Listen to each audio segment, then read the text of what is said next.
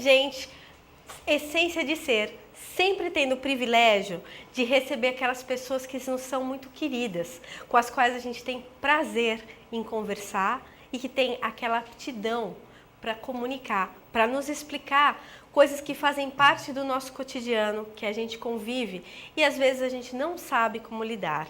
Eu hoje tenho o privilégio de estar aqui do lado do Dr. Rodrigo Vilela, que veio de São Paulo. Ele é fisioterapeuta, doutor em fisioterapia, dá aula no Mackenzie. Não preciso dizer mais nada, né? É um privilégio meu. Seja muito bem-vindo, Dr. Rodrigo, aqui com a gente. Olá, Cris, tudo bem? Olá, pessoal, tudo bom? É um prazer estar aqui com vocês. Qualquer dúvida sobre acessibilidade, inclusão de pessoas com deficiência, vamos pegar o telefone aí, vamos tirar essas dúvidas já, hein? Olha só que coisa impressionante. Ele está falando acessibilidade de pessoas com deficiência. Eu vou falar por mim. Às vezes, eu não sei se isso é comum ou não, mas às vezes a gente não sabe o que fazer direito. Isso acontece? Com certeza, as pessoas têm muitas dúvidas no momento de abordar uma pessoa com deficiência, como conduzir uma pessoa com deficiência. Isso ocorre em diferentes setores. Na educação é a mesma coisa, o professor tem muita dúvida como lidar com essa pessoa com deficiência. Muitas vezes tem um aluno com deficiência auditiva, que o professor acaba não sabendo direito qual a patologia desse aluno. No trabalho a gente encontra muito. Todos devem ter ouvido falar já da chamada lei de cotas, que é uma lei que obriga todas as empresas a partir de 100 colaboradores a reservar uma parcela do quadro para a população com deficiência. Vou falar para vocês a porcentagem dessa lei de cotas, que na verdade é uma lei previdenciária, é a lei 8.213. Ela existe desde 91. Se a empresa tem de 100 a 200 funcionários, 2% do quadro precisa ser composto por pessoas com deficiência. De 201 a 500, 3%, 501 a 1.000, 4%, e a partir de 1.001, 5%. Aí o que ocorre, Cris? Essa pessoa com deficiência chega na empresa, o gestor não sabe que tipo de atividade ela pode realizar, quais são os recursos disponíveis que podem viabilizar essa contratação e depois a realização das atividades. Os demais colegas não sabem que tipo de nomenclatura utilizar, como conduzir de uma forma correta uma pessoa com deficiência. Então é assunto, Cris, para mais de um ano que nós poderíamos aqui conversar sobre a inclusão de pessoas com deficiência. Então, gente, nós vamos aproveitar ao máximo esse tempo. Você falou de constrangimento, realmente é uma situação. Qual é? Eu não sei como lidar. Eu pergunto, qual é a postura que eu devo ter nesse momento? Como é que eu devo lidar com a pessoa que tem deficiência? Eu pergunto para ela se ela precisa do meu auxílio, como eu faço? A postura seria a mais natural possível, ok? A pessoa com deficiência tem que ser tratada pelo nome, se você já conhece essa pessoa. Duas palavrinhas mágicas são extremamente importantes. Posso ajudar? Como posso ajudar? Muitas vezes a própria pessoa com deficiência vai dizer para você a melhor maneira como ela gostaria de ser auxiliada. Porque nós não temos uma receita de bolo dentro dos quadros de deficiência. Você pode prestar o auxílio para 500 pessoas com deficiência física, por exemplo. Sim. Só que uma pessoa é diferente da outra, o aparelho que ela utiliza, que nós chamamos de órteses, né, ou as chamadas próteses, que já fazem parte do corpo da pessoa, elas também são diferentes. Então, nada como uma abordagem bem feita, que seria uma saudação inicial, a sua identificação para uma pessoa com deficiência visual, por exemplo, que ela não está vendo quem está oferecendo esse auxílio para ela, e depois essas duas palavrinhas, posso ajudar, como posso ajudar. A convivência acaba sanando muitas dúvidas aí, a gente tem um processo natural a partir desse momento. Gente, olha só que coisa importante, nós sermos naturais, sermos espontâneos. E a gente sempre vem batendo a essência de ser, seja gentil, trate a pessoa como você gostaria de ser tratado, sem maiores diferenças. Não comece você a criar uma barreira de isolamento. É por aí, é mais ou menos isso? Exatamente, Cris. O que ocorre muitas vezes é que as pessoas encontram uma pessoa com deficiência visual, por exemplo, parada em uma calçada, e elas acham que essa pessoa obrigatoriamente vai atravessar a rua. E já pegam essa pessoa pelo braço, atravessam essa pessoa, ou às vezes gritam no ouvido dessa pessoa, achando que pelo fato dela ter uma deficiência visual, ela tem uma deficiência auditiva também. Muitas vezes a pessoa está esperando outra pessoa apenas naquela calçada. A maneira correta diante dessa situação é você abordar com uma voz calma do lado dessa pessoa para que ela segure em você, não você segure nela. Dei o exemplo aí da deficiência visual. Uma deficiência física que a pessoa use uma cadeira de rodas, por exemplo. Você não pode chegar pegando na cadeira de rodas de uma vez, você não pode se debruçar sobre a cadeira dessa pessoa, apoiar sua perna sobre a cadeira dessa pessoa. A cadeira é como se fosse uma extensão do corpo dessa pessoa. Então, o conhecimento básico sobre os tipos de deficiência se torna extremamente necessário para nós também. Enquanto você não tem esse conhecimento, pelo menos que você tente uma aproximação mais natural possível, para que a pessoa te dê a liberdade ou não de você entrar na vida pessoal dela. E aí vem uma outra colocação, uma coisa que eu aprendi na prática e que no começo gerou constrangimento para minha família. Eu estava comentando com o Dr. Rodrigo que quando eu tinha 19 anos, a minha prima, que estava na época com 17 anos, era bailarina clássica formada, com o início da carreira extremamente promissor, sofreu um acidente de carro em São Paulo, na Avenida dos Bandeirantes. E foi aquele desespero da família. Todos nós ficamos desesperados e ao mesmo tempo constrangidos.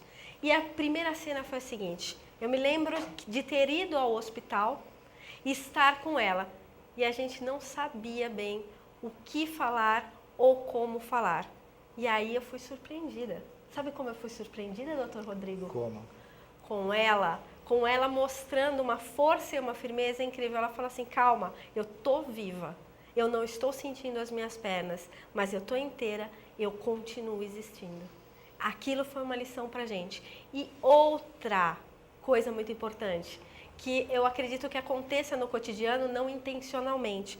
A gente acha que uma pessoa com deficiência não está apta a exercer determinadas funções. Mentira.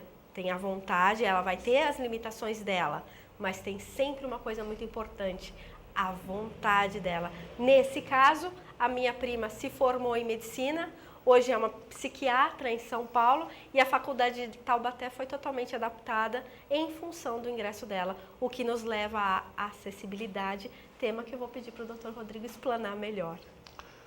Aí a gente observa, né, Cris, que a convivência com uma pessoa com deficiência que acaba tirando muitas dúvidas.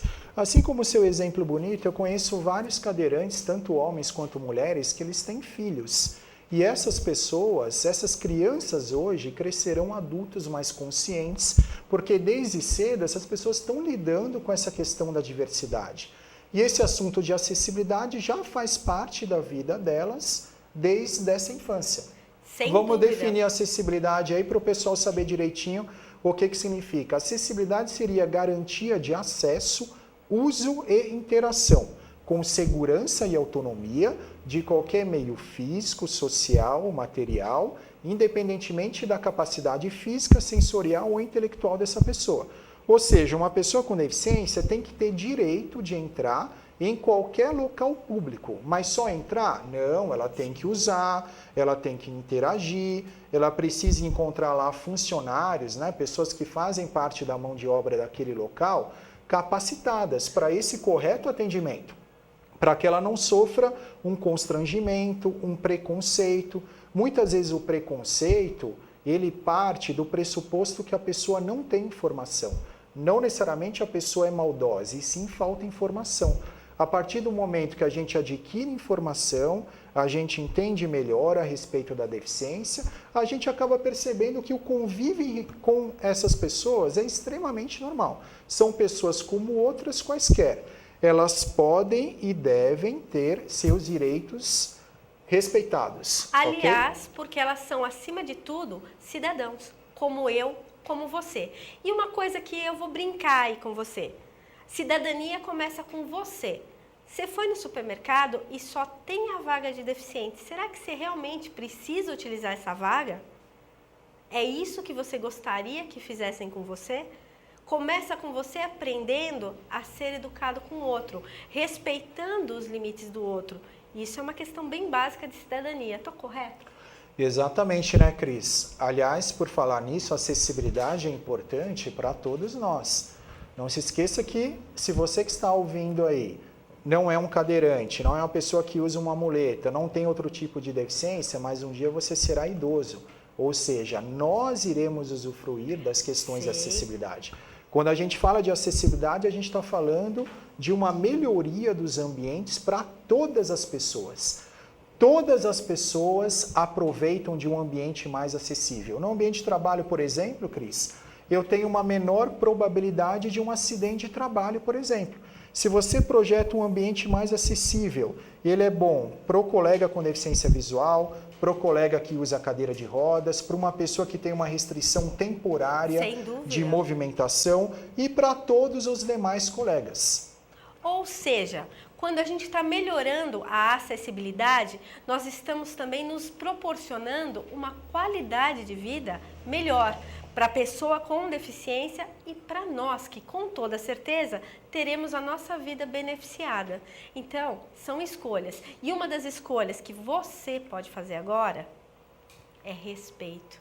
Respeito. Da mesma maneira que você quer ser respeitado, comece com coisas simples, respeitando o próximo. E lembrando claramente, como o Dr. Rodrigo bem colocou, uma pessoa com deficiência, ela pode exercitar inúmeras profissões. Isso, pessoal, a gente poderia dar N exemplos aqui para vocês de pessoas com deficiência que chegaram nas empresas e bateram todas as metas de produção, se tornaram um exemplo de vida acima de tudo, mas um exemplo de produtividade. Essa pessoa pode render tanto quanto ou mais que um funcionário sem deficiência, desde que sejam eliminadas as diferentes barreiras que nós encontramos na acessibilidade. Que tipo de barreira? Barreira urbanística, a questão das ruas. Quantas vezes a gente tropeça na calçada, que tem um desnível? Para nós, um simples degrau, para quem anda, é tranquilo fazer uma movimentação com a perna, mas e para a pessoa que usa uma cadeira de rodas? A escada não foi projetada para um par de rodas, ela foi projetada para um par de pernas. A gente precisa prever isso nos ambientes, na construção dos ambientes.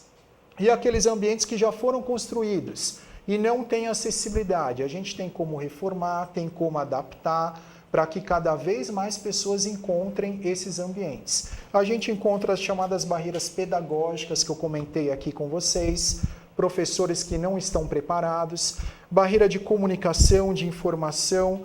Por exemplo, Cris, você sabia que uma pessoa com deficiência visual pode usar tranquilamente um computador? Olha só, isso é interessante.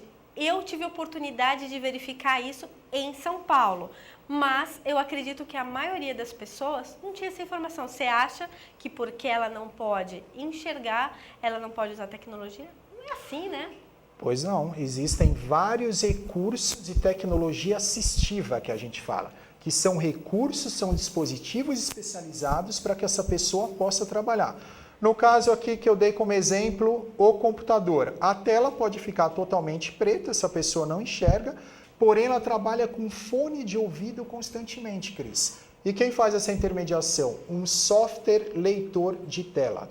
No Brasil nós temos 4 atualmente. JAWS, DOSVox, Virtual Vision e o NVDA. Ele pode trabalhar no teclado em braille. Braille, para quem não sabe, é aquela diferença de textura, aqueles pontinhos. Então, ele sabe exatamente qual tecla ele está. Se o teclado não está em braille, pelo menos as teclas F e J, elas têm uma certa proeminência. Ele toca essa proeminência e tem como ele se deslocar para as demais teclas. Ou seja, não existe desculpa para um empresário, por exemplo, falar que não pode contratar uma pessoa com deficiência. Pode e deve. Ele tem que se atentar às dificuldades apresentadas por essa pessoa e adaptar o ambiente. Não é o contrário, nós adaptamos o trabalho à pessoa, não a pessoa ao trabalho. Hoje em dia existe essa série de tecnologias que eu falei para vocês. A tecnologia, para nós que não temos deficiência, ajuda. Só que a tecnologia para uma pessoa com deficiência torna as coisas possíveis. Uma pessoa que não mexe nem braço nem perna tem como trabalhar utilizando o pescoço, movimentação de cabeça. Tudo é possível, Cris. Basta que a empresa se adapte, basta que a empresa vá atrás de informação. Como eu disse agora há pouco, qual é o nosso problema? Falta de informação. A partir do momento que nós entendemos melhor quem é essa pessoa com deficiência, nós sabemos o que fazer, como fazer, quando fazer e principalmente o que não fazer perante uma pessoa nessas condições. Agora um parênteses aqui.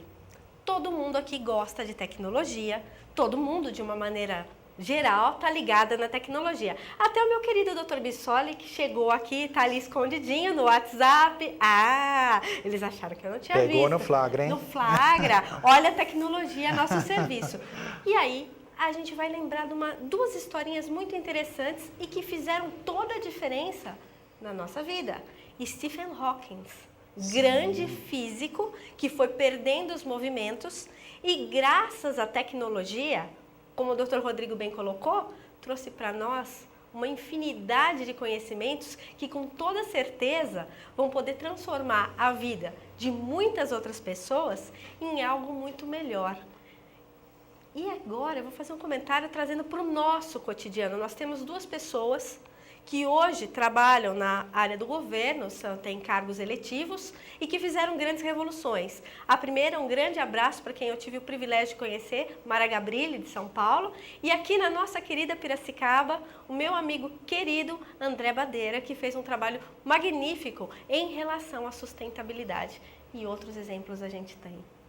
Queria deixar um abraço também para o Marco Pellegrini. Para quem nunca ouviu falar sobre o Marco Pellegrini, ele já foi secretário adjunto da Secretaria Estadual dos Direitos da Pessoa com Deficiência. Ele começou conosco lá na AME, represento aqui a Associação Amigos Metroviários dos Excepcionais. É uma associação, Cris, só para a gente exemplificar, todo funcionário do metrô que passa no concurso e tem uma deficiência, nós acompanhamos durante todo o período inicial, o período probatório dos 90 dias.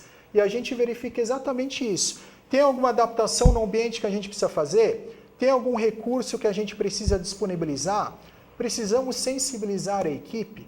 Poderia aí dar N exemplos para vocês dessas pessoas que entram nas empresas, nas escolas, se tornam expoentes como a Mara Gabrilli, que ela comentou, Marco Pellegrini, André Bandeira e tantos outros por aí. Mas aqui eu gostaria de deixar um convite. Infelizmente, é muito infelizmente mesmo, eu tenho que deixar o Dr. Rodrigo seguir para São Paulo. Ele nos deu o privilégio de estar aqui conosco por meia hora por causa da agenda dele.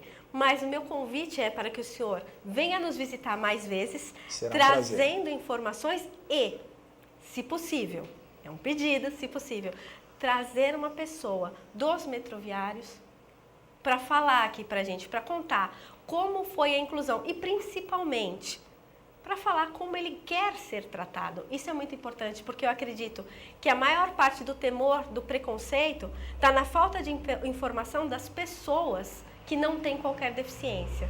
Então vamos mudar esse hábito, vamos lembrar do que o Dr. Rodrigo bem colocou, gentileza, pergunta. Perguntar não ofende, não é assim? E agora, então, eu gostaria de agradecer muitíssimo a sua presença. Eu que agradeço. Para que o senhor venha aqui mais vezes. Será um prazer. Deixo aqui meu abraço a todos vocês, deixando uma mensagem final apenas. Quando a gente se relaciona com pessoas com deficiência, vocês podem lembrar que nós não devemos fazer nem de menos, nem de mais, ok? Elas podem e querem ser tratadas como outras pessoas. Então, a gente precisa entender as características específicas de cada tipo de deficiência. A naturalidade, a convivência, a pergunta inicial, isso é sempre bem-vindo quando a gente tem contato com alguém com deficiência. Até uma próxima oportunidade. Obrigado pela atenção de vocês. Gente, eu vou deixar no ar para ter certeza que ele vai voltar. Mas aí ele responde a diferença. Órtese, prótese, são tantos nomes, eu não sei diferenciar. Doutor Sérgio ali está parecendo que ele conhece melhor do que eu. O Lucas se abaixou aqui no estúdio, então eu imagino que ele não saiba. Mas a gente vai contar com o conhecimento do Dr. Rodrigo para nos esclarecer. Muitíssimo obrigada e a gente vai dar um breve intervalinho para voltar, trazendo mais informação para você.